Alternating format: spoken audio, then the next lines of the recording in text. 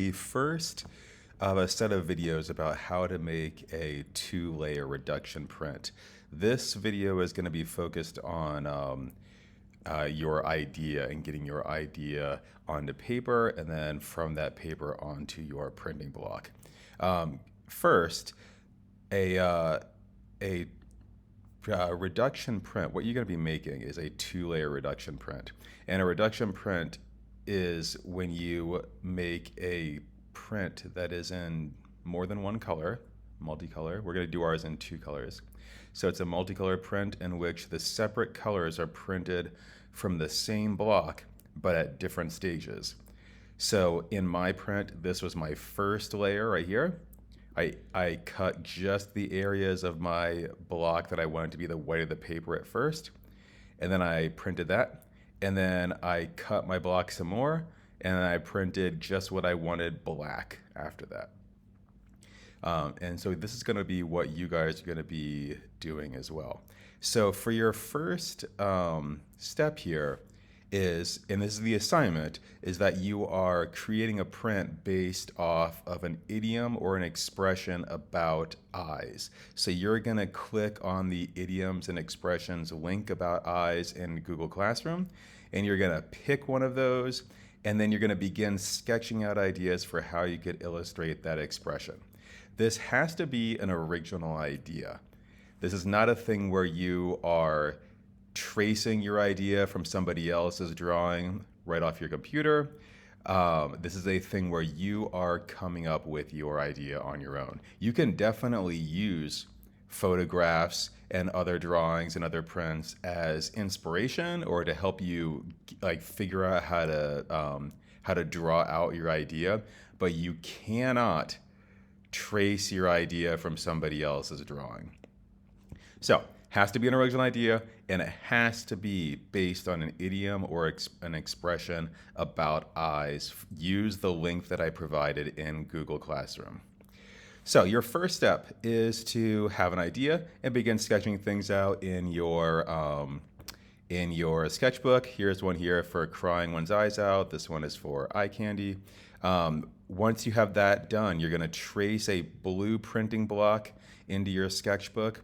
One of the smaller ones that is on the counter. That's going to be what you're going to use. You're going to trace that into your sketchbook so you know how big to make your drawing. Then you're going to start your drawing, and it needs to be, it really should fill the space out in that rectangle. It'll be a lot easier to cut if your drawing fills that full rectangular space than it will be if it's really small within there. So use the whole space. Add in lines for shadows, things like that. That'll be really helpful later on. It'll make your print look amazing later on if you get these little areas where you have lines in for shadows. And then show it to me. I want to see what you're going to do when you finish. The next thing is that you're going to then take tracing paper and you're going to trace your drawing that you made in your sketchbook. I don't want you to just draw right on top of the tracing paper because it's really hard to erase on the tracing paper. You want your idea to be great before you go on tracing paper. And again, I'm just going to say it one more time. Under no circumstances should you be putting tracing paper on your laptop and tracing an image from your computer. I do not want to see that.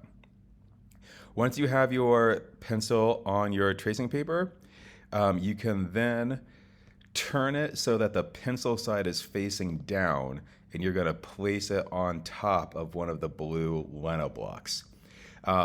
If you're really good about holding the paper still, that should work fine. Sometimes people have taped the paper onto their desk, and that works well too. But you just want to make sure that you're going to hold the paper still.